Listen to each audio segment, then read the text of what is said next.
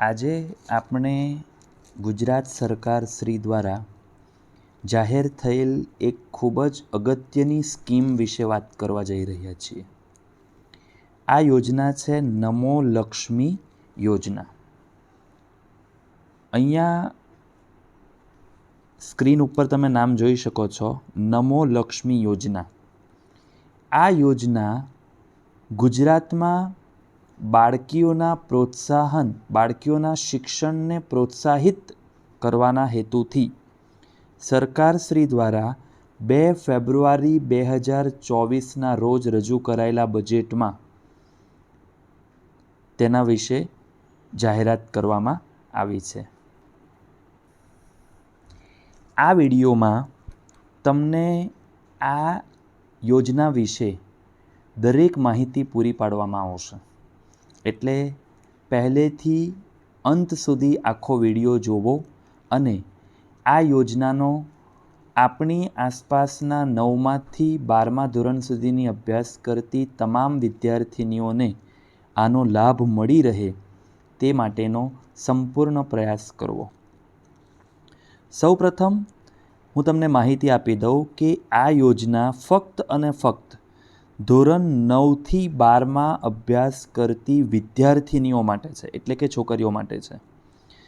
જે વિદ્યાર્થીઓ અત્યારે 8મા ધોરણમાં પાસ થઈ અને 9મામાં આવ્યા છે એમનાથી શરૂ કરી જે વિદ્યાર્થીઓ 11મું ધોરણ પાસ કરી 12મા ધોરણમાં પહોંચ્યા છે એવી 9, 10, 11 અને 12 એમ ચારેય ધોરણની વિદ્યાર્થિનીઓ માટે આ યોજના ગુજરાત સરકાર દ્વારા જાહેર કરવામાં આવી છે.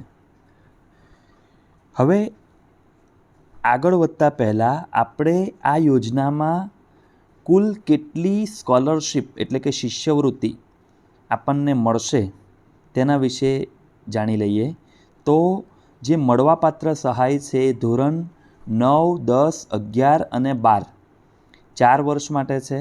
ધોરણ 9માં ભણતી વિદ્યાર્થિનીને અભ્યાસના વર્ષ દરમિયાન દર મહિને 500 રૂપિયા એમ કુલ 10 મહિનાના 5000 રૂપિયા આપવામાં આવશે.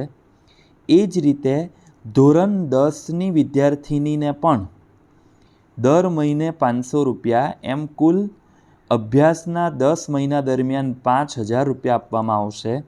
તથા ધોરણ 10ની બોર્ડની પરીક્ષા પાસ કરવાથી બીજા 10,000 રૂપિયા આપવામાં આવશે.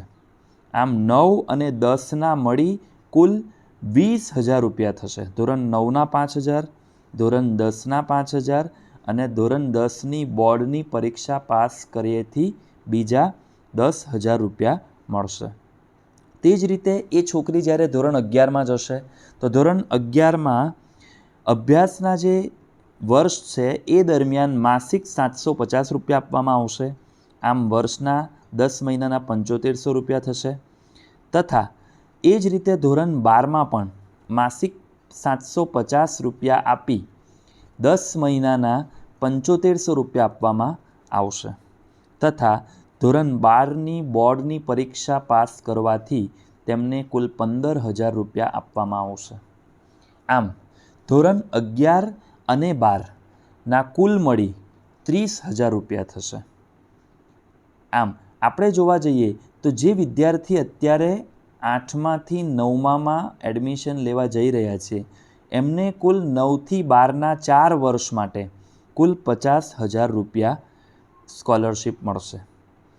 હવે જે વિદ્યાર્થીઓ અત્યારે 11મામાંથી 12મામાં જઈ રહ્યા છે તો એ વિદ્યાર્થીઓ માટે કે 9, 10 અને 11મું ધોરણ એમનું પૂર્ણ થઈ ગયું છે તો એમને ફક્ત ધોરણ 12નો જ લાભ મળશે. બરાબર છે. એ જ રીતે જે વિદ્યાર્થીઓ ધોરણ 9માંથી 10મામાં જઈ રહ્યા છે, 10મામાંથી 11મામાં જઈ રહ્યા છે તો એમના માટે જે વર્ષ વીતી ગયા છે એનો લાભ એમને મળવાનો નથી. હવેથી એમને આ સ્કોલરશિપનો લાભ મળશે. ઓકે, આ શિષ્યવૃત્તિનો લાભ મેળવવા માટે પાત્રતા શું હશે તો એના વિશે હું તમને વાત કરી દઉં કે આ શિષ્યવૃત્તિ ગુજરાત બોર્ડમાં અભ્યાસ કરતી ધોરણ 9, 10, 11 અને 12ની તમામ વિદ્યાર્થિનીઓ માટે છે. ગુજરાત બોર્ડ, સેન્ટ્રલ બોર્ડ, આ દરેકમાં અભ્યાસ કરતી ગુજરાતની અને ગુજરાતમાં રહેલી શાળાઓ માટે તમામ વિદ્યાર્થિનીઓ માટે આ શિષ્યવૃત્તિ એપ્લિકેબલ છે. પરંતુ એમાં મુખ્યત્વે 3 ભાગ પાડ્યા છે.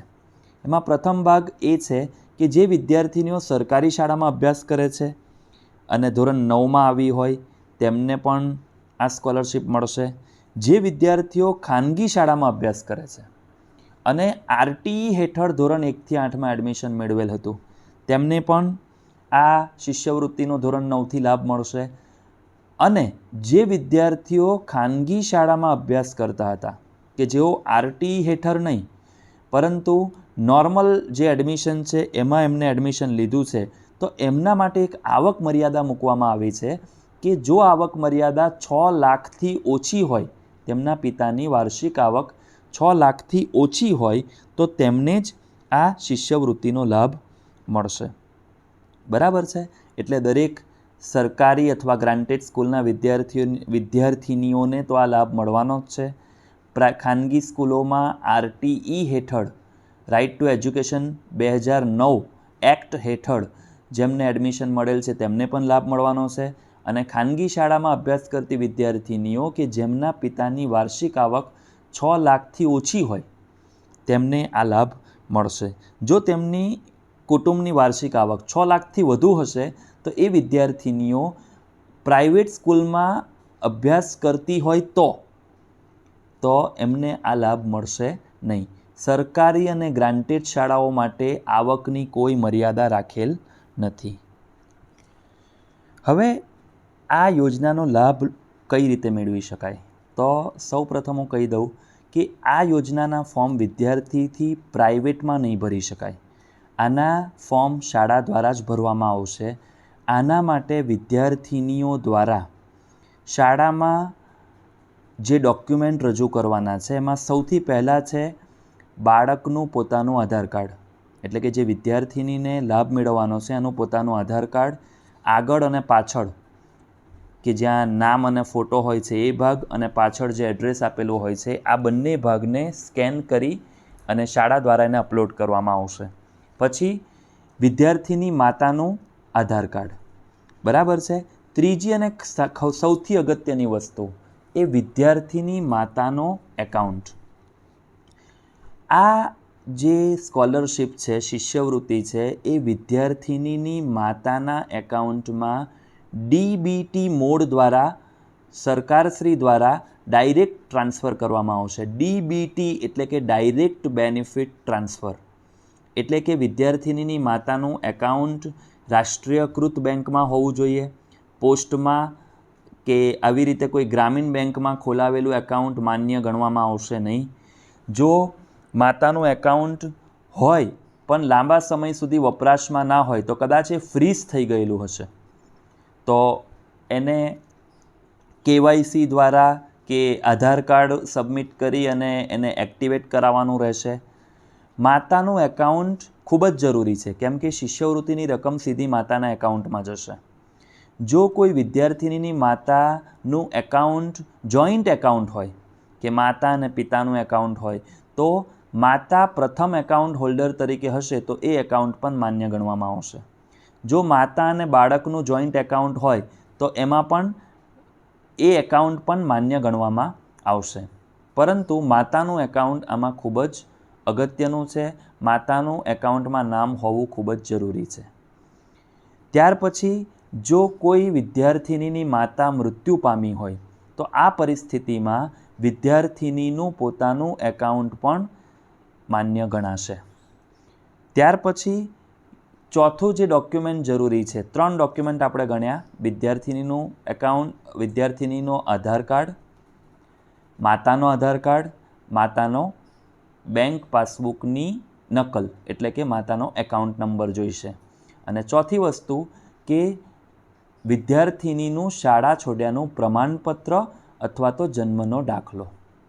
વિદ્યાર્થિનીનું શાળા છોડ્યાનું પ્રમાણપત્ર જો ધોરણ 9-10માં અભ્યાસ કરતી હશે તો ધોરણ 8નું પ્રમાણપત્ર, અને ધોરણ 11-12માં અભ્યાસ કરતી હશે તો ધોરણ 10માંથી શાળા છોડ્યાનું જે પ્રમાણપત્ર આપવામાં આવે છે એ માન્ય ગણવામાં આવશે.